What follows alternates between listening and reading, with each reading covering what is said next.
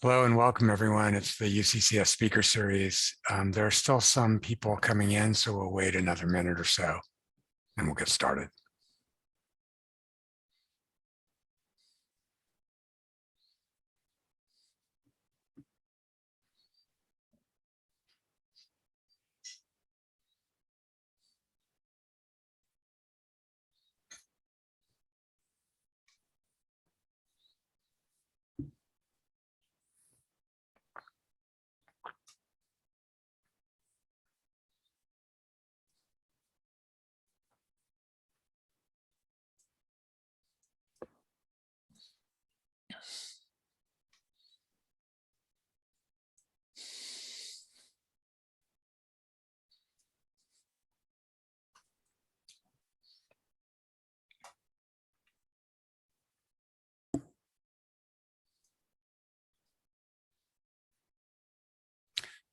Okay, well, hello and welcome. This is the UC Center Sacramento Speaker Series. I'm Richard Kravitz, director here at the center.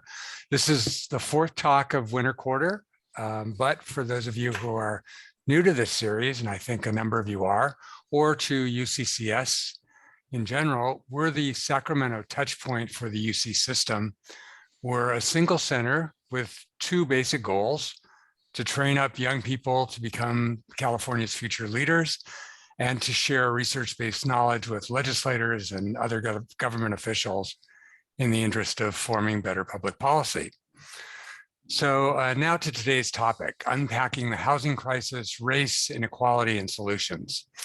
Everyone knows that housing in California is a problem, and the burden of unaffordability and poor quality is, of course, spread unequally. But what many don't know is that housing itself is at the root of many other disparities in education, in job opportunities, in healthcare, while also contributing to the political polarization that is driving us apart. As Richard Rothstein has painstakingly documented in his celebrated book, The Color of Law, many of these housing-driven inequities are baked into the legal system itself. We're here to shine some light on these difficult topics is someone who's uniquely qualified to do so, Stephen Menedian. Mr. Menedian is Assistant Director and Director of Research at the Othering and Belonging Institute at UC Berkeley, where he supervises many of the Institute's research initiatives and ongoing projects. In particular, Mr. Menedian spearheaded the Roots of Structural Racism study, revealing the persistence of racial residential segregation and its consequences, and a similar project focused on the San Francisco Bay Area. He also leads the Inclusiveness Index Initiative, an annual assessment of global inclusivity indices.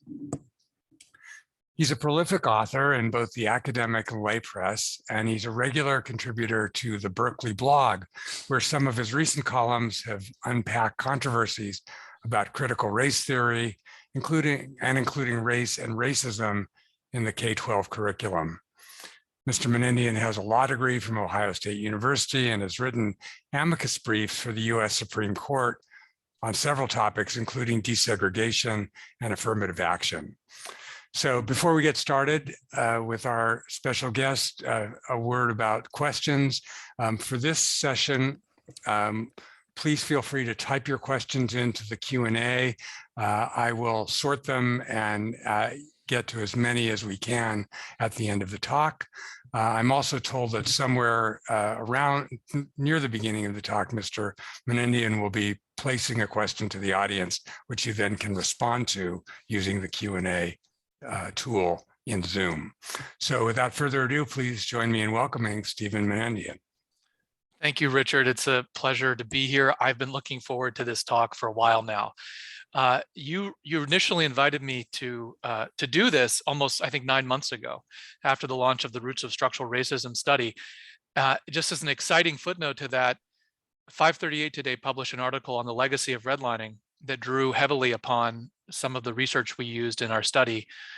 So be sure to check that out today. That was an exciting launch. We've been talking with the researchers and journalists about what measures to use and so on. And so it's exciting to see that in print finally.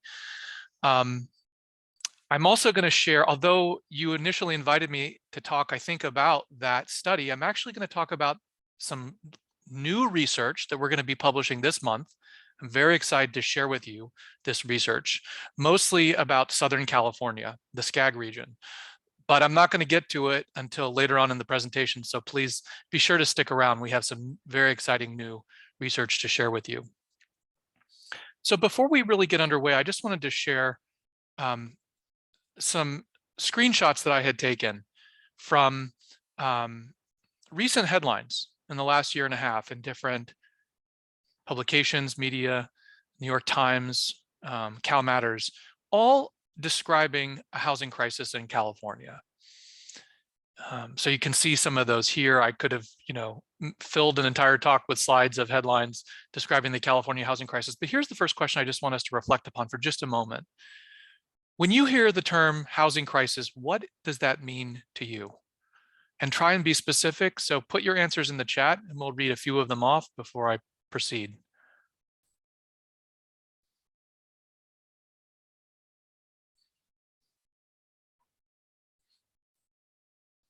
If you can find the chat function. Or it could go into the Q&A as well. Oh, here we go. So we've got not enough supply for and not enough housing for everyone. Wealth transfer makes it really hard to go ahead and actually afford a home. Displacement, unaffordability, gentrification, inability of lower income individuals to afford housing, lots of lack of affordability, rent being also unaffordable, severe housing instability among low-income neighborhoods, deficiency of equitable housing in high resource areas that are affordable, generational wealth creation or lack of, low inventory, too little housing production. That's great. That's perfect. So if you had said to someone 10 years ago or 12 years ago, what are we going to do about the housing crisis? Most people would probably think you're talking about the subprime mortgage crisis and the collapse in housing prices and collapse and people were underwater, people being foreclosed, by the neighborhood. When we talk about it today, we're talking about all of those things you just mentioned. But here's the point I want to make, and this is both the nuanced point and also a point that becomes really subtle, which is that we don't have one housing crisis. We have many housing crises. And if you think about the things that were just described, here's some of the ones that I put on my slides even before you mentioned them. So first, we have an affordable housing crisis, which means that there's a lack of affordable housing, meaning specifically, there is an inadequate supply of housing for people who are lower income or very low income. Second, we have a homelessness crisis. There is record homelessness in California. There are different survey counts that try and assess this. Essentially, California has, the Bay Area in particular, has the third largest number of unsheltered people in the entire country, after New York, and I think Chicago's number 2, although LA might be number 2. I think it's actually LA is number 2. But the Bay Area is not the third largest region in the country. So we have another crisis, and the affordable housing crisis and the homelessness crisis are not exactly the same. I'm going to get into that later. We have a gentrification and displacement crisis. In other words, over the last really 10 or so years, particularly, although for a longer period, you have lots of people who are being displaced from neighborhoods in which they were raised or grew up or are currently living. And this is a crisis. We have a housing production crisis. So it's not just the lack of affordable housing per se, but overall lack of new housing, inadequate supply, including the missing lack of middle income housing. We have a problem of super commuting.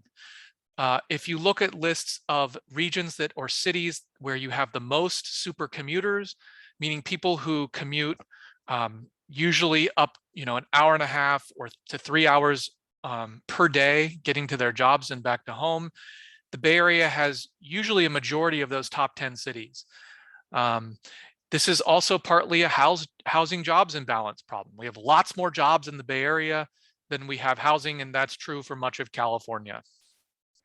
We have, as a separate crisis, a housing jobs fit problem. So imbalance is just how many jobs do you have, how much housing do you have, and there's a mismatch. But fit means, okay, we have lots of housing, we just don't have housing at the right type or the right income level. So for example, maybe we have enough housing, but we don't have enough housing for families, for parents with children, or we have enough housing, but it's for seniors, or we have enough housing, but we don't have housing for, let's say, low-income people, which is again related to that affordable housing crisis. We have a problem of sprawl in the environment, where we continue to build out housing in the exurban fringe, which puts more and more people in the wildfire environment interface. And we have a fair housing crisis, the persistence of racial residential segregation and the harmful effects of that. And we have a homeownership gap, a shocking racial disparity in homeownership, and a correlate in the racial wealth gap. I'm going to talk about that in a moment. But here's something I want to say. When you invoke the term housing crisis, people project the way in which they think about the crisis onto that term, but we're really talking often about different things. These are very different things. Now, you might be thinking to yourself, yes, they're different, but they're related. They are related. But one of the main points I want to make is that both the causes and solutions to each of these crises is actually different. They happen at different scales, at different time scales, and they have different harmful effects and causes. So for example, the homelessness crisis has actually been a crisis for 40 years in the United States. There was a wonderful article in the New York Times Magazine this weekend about a homelessness advocate who was hired in the city of New York to actually become a leading de Blasio appointee to address homelessness, and what his record was and the challenges he had and how long this crisis has been going on. The racial fair housing crisis has been going on for over 40 years. The racial wealth gap has been a large problem going back before the last housing crisis, the subprime crisis. So these are different crises that are often interconnected, but when we use the term housing crisis, there isn't just one crisis, there are many. Okay, so let's consider race, homeownership, and the racial wealth gap for just a moment. I went into the Federal Reserve data and looked at the Q4 2021 homeownership rates by race. This is what it shows. It shows that a little over 60, almost 66% of Americans own their own home, about 2/3. But when you disaggregate this by race, there's shocking disparities. Almost 75% of white Americans own their own homes, but just a little over 44% of Black Americans, with Latinos and Asians somewhere in between. And the data is pretty consistent on this for the last 20 to 30 years, that this is generally the pattern. However, what's shocking here is that this disparity, the Black-white disparity in particular, is the worst it's ever been, at least since the Federal Reserve has been collecting and reporting this data since the 1940s. So let me show you what I mean. So here is the 1940 data on homeownership. You can see the Black rate of homeownership after the Great Depression was 23%, white was 46%. Obviously, the federal government started subsidizing homeownership, and white homeownership just grew enormously in the post-war period, the suburban boom, such that by 1970, 2/3 of white Americans owned their own homes, and then that grew even further into the 21st century. But what I want to draw your attention to is the bottom row here. This is really the shocking row. So look at 1970, which is when the Federal Fair Housing Act goes into effect. Black rates of homeownership in 1970 are 42%.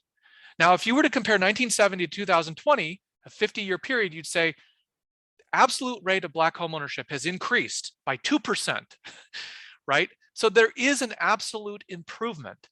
Now, it's not as high as it was in the immediately before the subprime crisis. Black rates of homeownership around 2007 peaked at almost 50%. They were around 49%. These are a lot of figures, but the critical figure is the one I have highlighted here.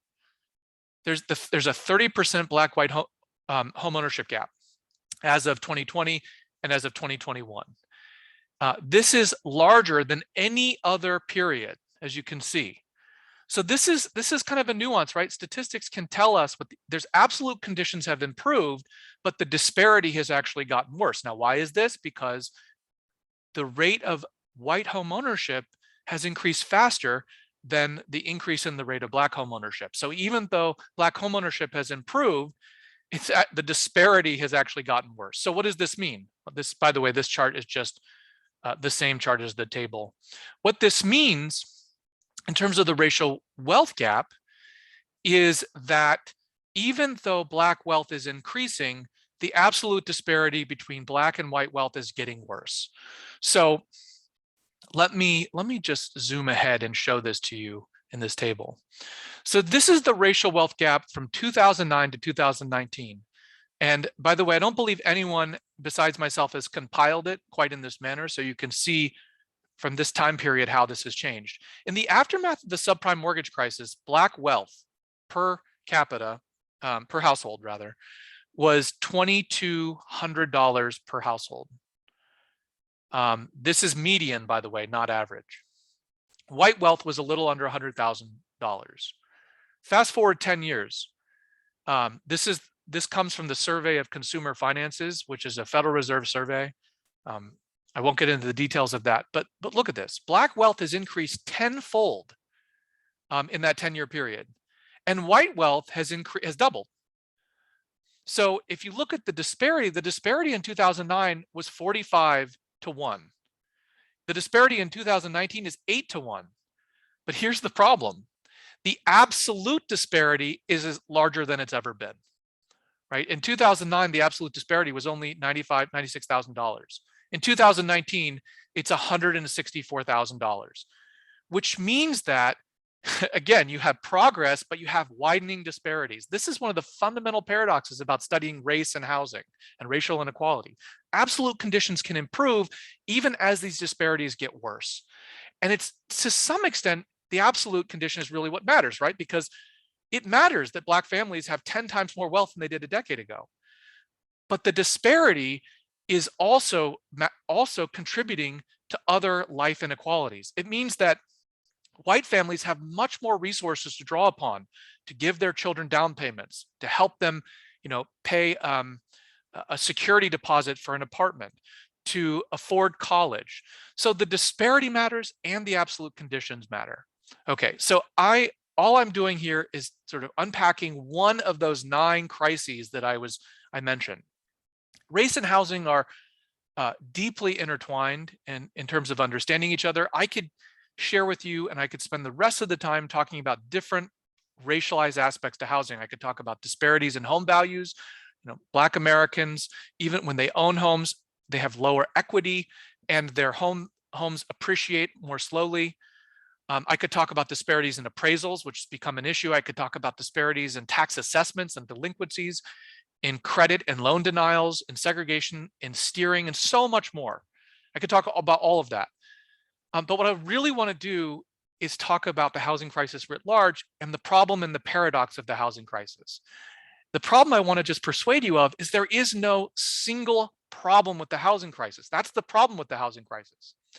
Because the causes and the solutions and even the effects of each of those sub-crises are different in certain particulars, which means 2 things that are really important. One, there is no one-size-fits-all solution. There's no silver bullet that can address them all simultaneously. In some cases, solving one problem is going to have no bearing on the other. But here's the second point. In some cases, solutions aimed at one aspect of the crisis or one expression of these crises will actually make the other crises worse.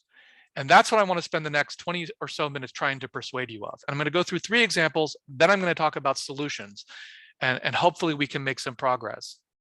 So what are some examples of these policy trade-offs? Let me just start really simply.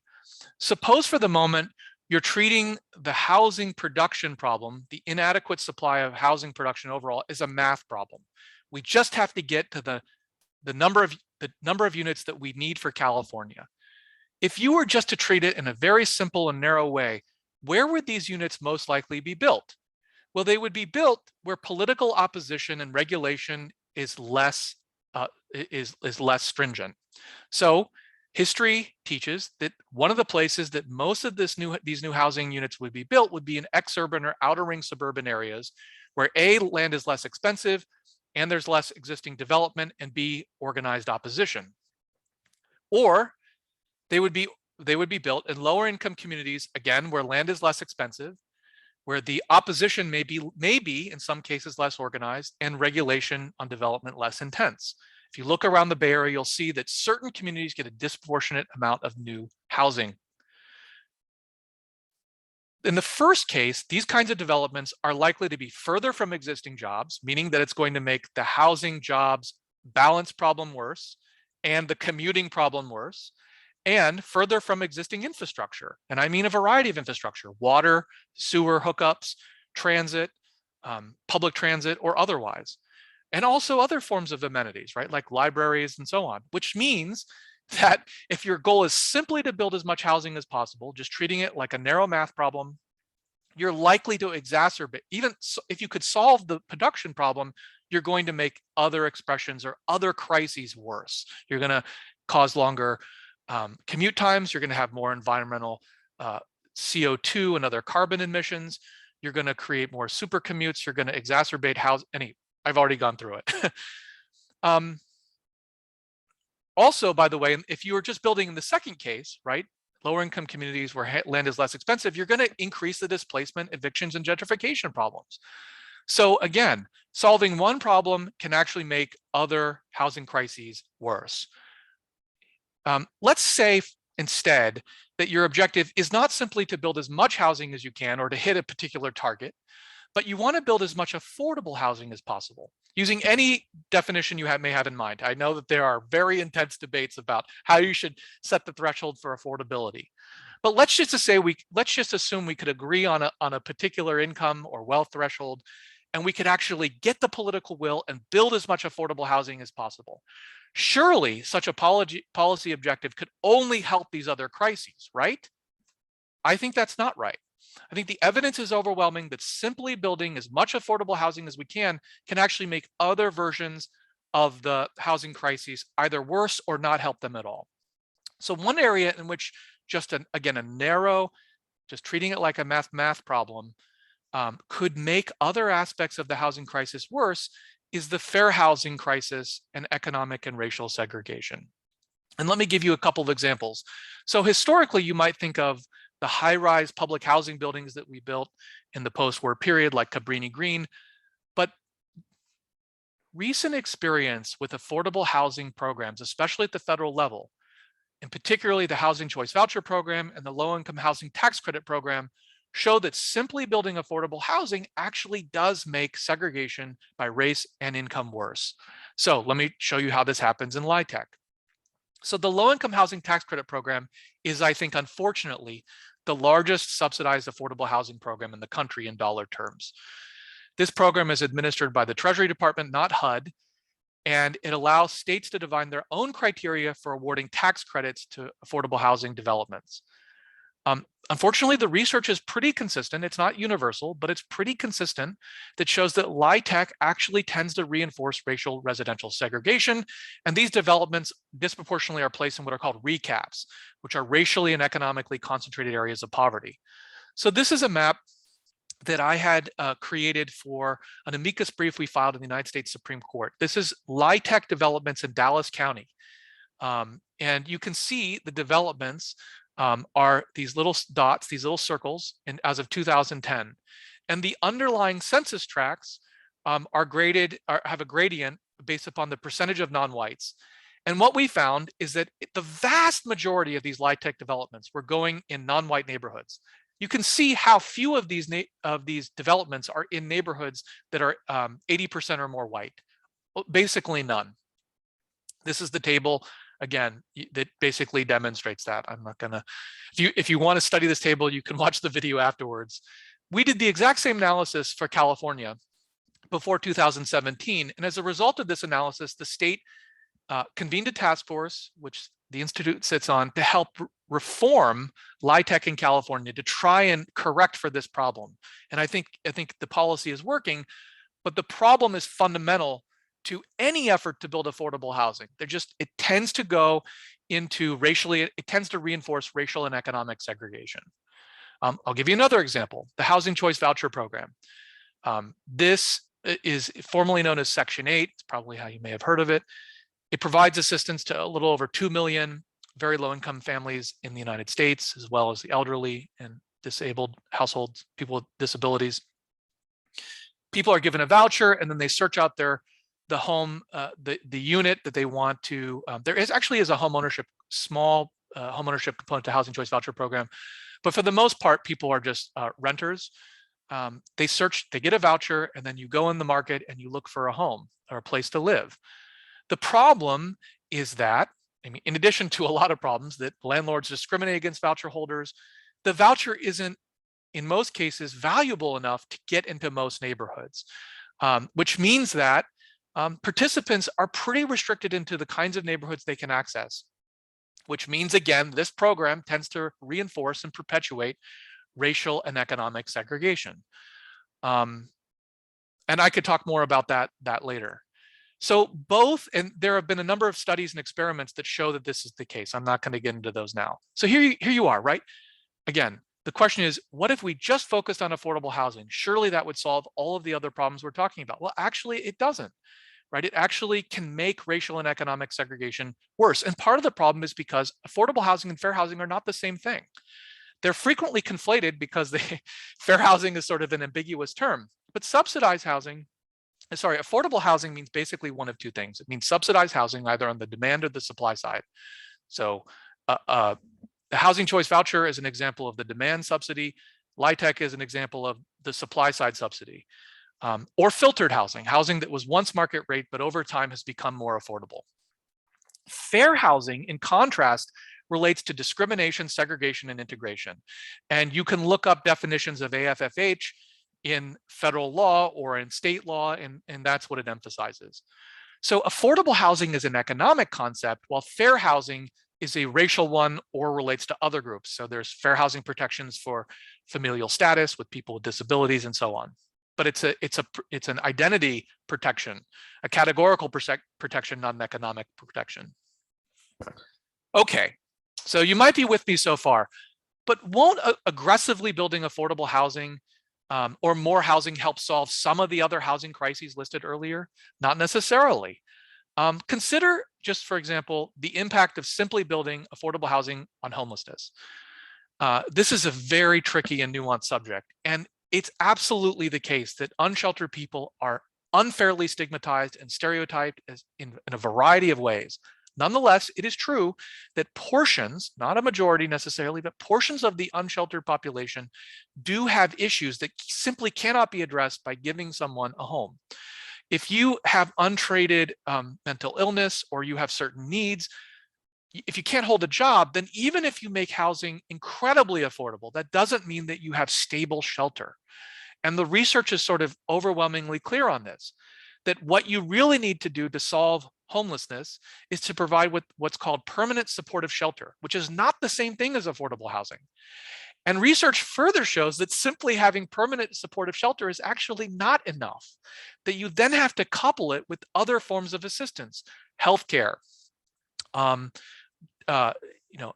other forms of assistance, case management to help people actually get into jobs, stay in jobs, and so forth. So you really need a wraparound set of services to really help people who are unsheltered get into housing and stay in housing successfully. Simply building affordable housing can make a dent in homelessness, but it won't solve it. And that's a critical nuance. And so there you go. Affordable housing by itself will not solve the problem. It doesn't mean it won't help, but it's not the same thing as a solution. Conversely, let's say your goal is simply to solve homelessness. Even if every unsheltered person in the United States was given what I'm calling a platinum plan of case-managed permanent supportive housing, income assistance, comprehensive healthcare, everything, you wouldn't come close to solving the affordable housing crisis in this country, let alone in California. In most cases, actually, lack of affordable housing results in displacement or people crowding and doubling up, or paying more of their income to housing. Simply solving homelessness does virtually nothing to solve those problems writ large. So what I've been trying to persuade you of, and I don't have time to go into more examples, but the basic point I'm trying to make is that there are many different housing crises, and they have different timescales, and they've existed in different ways. Some are very recent, some are generations old, some are somewhere in between. The point, though, is that I want you to take away with, the main point is that solving one of them may have no effect on the other expressions of these overall crises, and in some case can actually make them worse. So if you agree with me, if you agree with that premise, what do we do about it? How do we actually begin to solve these crises? Well, first of all, I don't want you to give in to apathy or exasperation. The complexity and scale of the crises does not mean we should give in to the status quo. Instead, it just means we need to be a little bit smarter. So the first thing we need to do to solve these problems is we have to confront them on their own terms, as well as their interconnections. If we do not acknowledge that these crises are independent as well as interconnected, then we can't actually solve them. And this means we also further need to recognize that each of these expressions has its own causes and, more importantly, its own solutions. Now, in some cases, the solutions will redound to the benefit of other versions of the crisis, but in some cases they won't. So that, and then finally, it means that we may actually have to make some prioritization, some triage. And this is really hard because if there are 9 or 10 or 12 housing crises, it means that if we have limited resources, we can't necessarily solve them all at once or immediately. We have to figure out which of these, in some cases, are the ones that different levels of political authority, whether it's local government, state agencies, state government, federal government, should be prioritizing. In some cases, local government can do things that state government can't do, and vice versa. So we have to figure out which of these crises should be attacked at which level, and we, I think, do have to do some prioritization.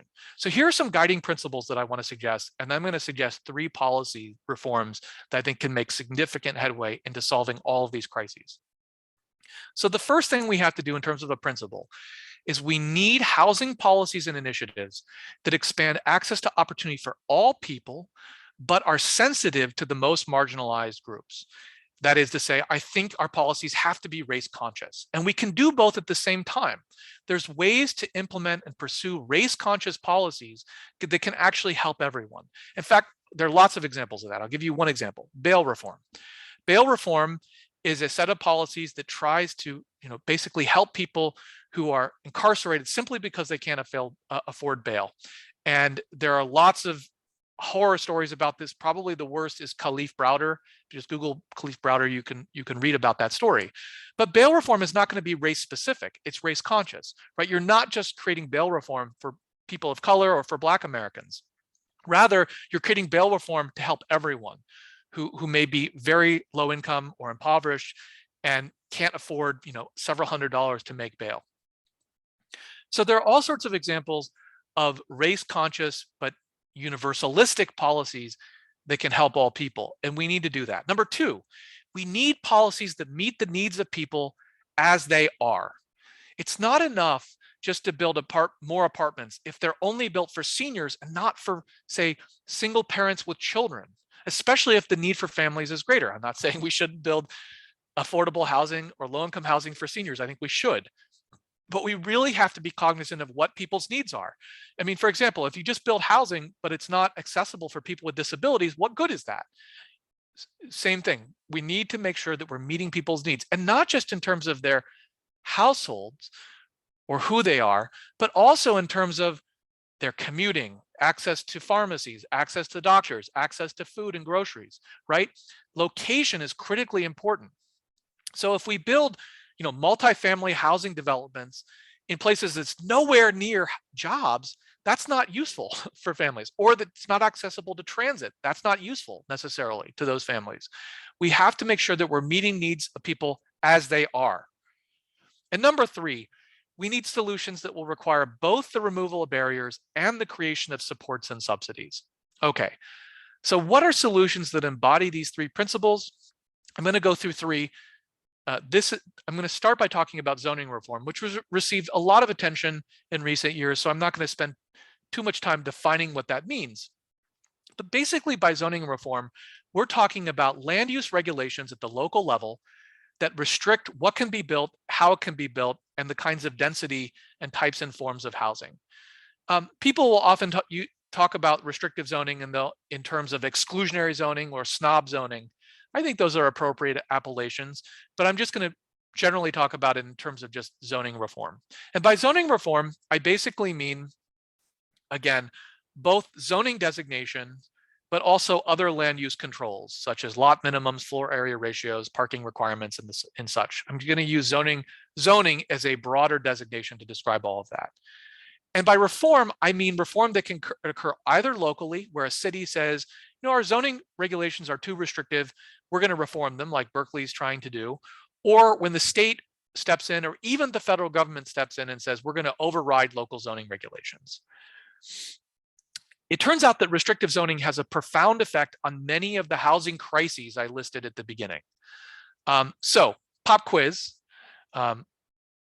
What percentage of residential land is zoned exclusively for single-family only zoning, for single-family only developments rather, in the 9-county Bay Area? Here are 4 options: A, 41%, B, 58%, C, 66%, or D, 85%. Put your answer in. I'm running really low on time, so I'm gonna actually zoom through. It turns out that we found, after studying zoning ordinances, 85% of residential land in the Bay Area is exclusively reserved for single-family housing only. Only 2 of the 101 cities in the Bay Area had less than 40% of their residential land reserved for single-family zoning. Here's some of the maps. Since I'm running so low on time, I'm just going to actually have to skip through some of the effects that we found. I want to share with you some research we're going to publish this month. We've done an analysis of the SCAG region, which is a 6-county region in Southern California that includes LA. I'm going to show you a map. We did a zoning map. This will be the first time the public has ever seen this map. There are 191 local government jurisdictions with residential zoning out of 189 local governments with residential zoning out of 191 in the SCAG region. We found in that region that 78% of residential land in that 6-county region is exclusively reserved for single-family only zoning. And only 11.25% of land is available for multifamily developments. And we found profound results in terms of racial exclusion and opportunity hoarding. Let me show you one thing from the Bay Area. So this is a chart that got a lot of circulation on social media for the Bay Area correlation between race and zoning. And what it basically shows is you increase the percentage of single-family only zoning, the percentage white goes way up, and the percentage Latinos and Black residents collapses. We found a very similar result for the SCAG region. Here's the map, regional map of the SCAG region. The dashed line is the regional baseline by racial population for Asian, Black, Latino, and white. And this is as you increase the percentage of single-family zoning, you see a very similar pattern to what we saw in the Bay Area. The percentage Latino collapses and the percentage white goes way up.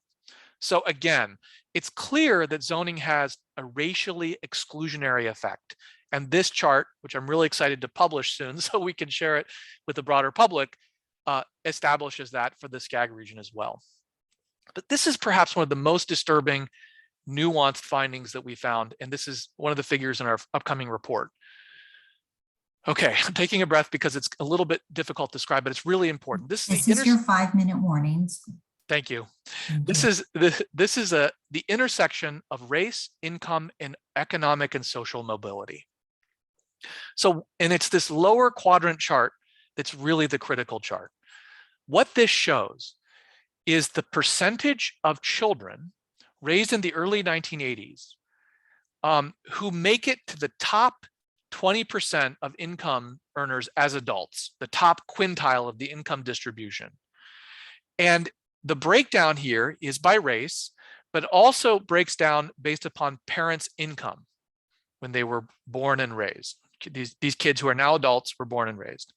So what's most shocking here, and the reason I wanted to share this, is because this chart shows children broken down by racial group who were basically born to affluent upper income families because their parents were in the 75th percent income, the 70th percentile for income.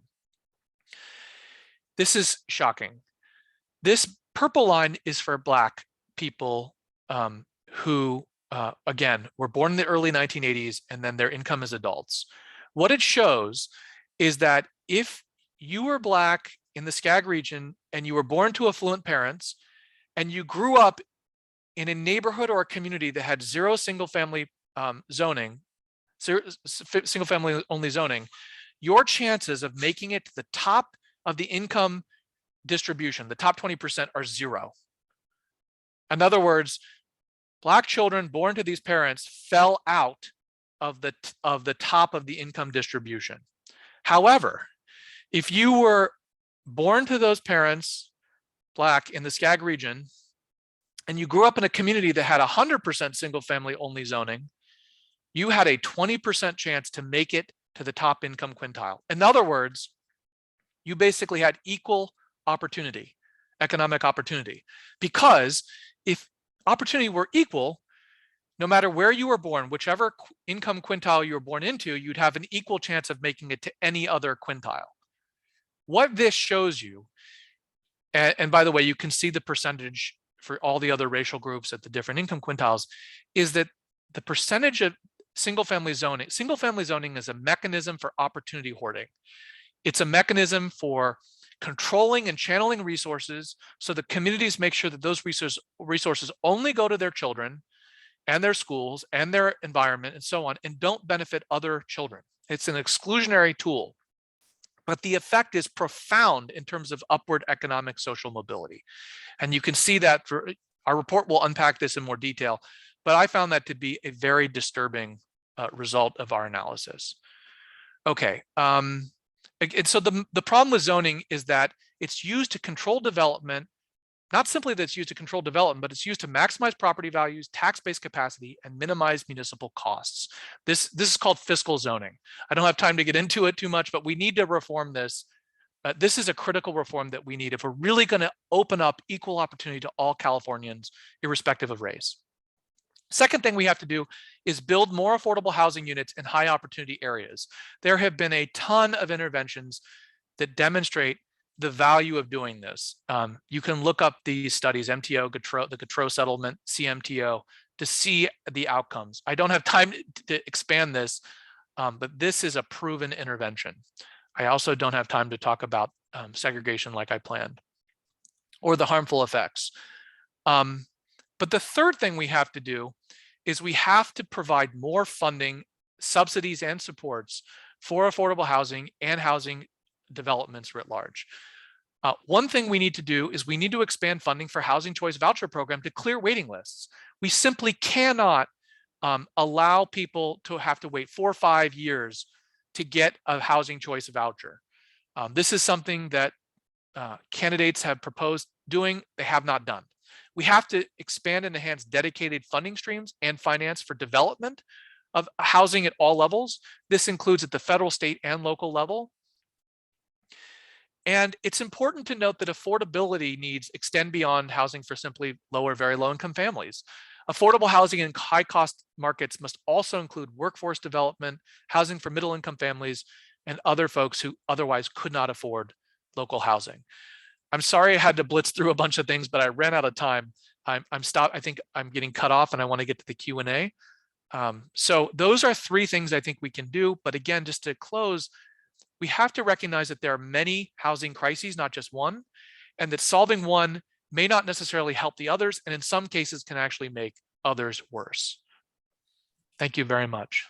Wonderful presentation today, Dr. Menedian. Appreciate it. So, and with that, I'm going to go ahead and let Brooke go ahead and stop the recording here.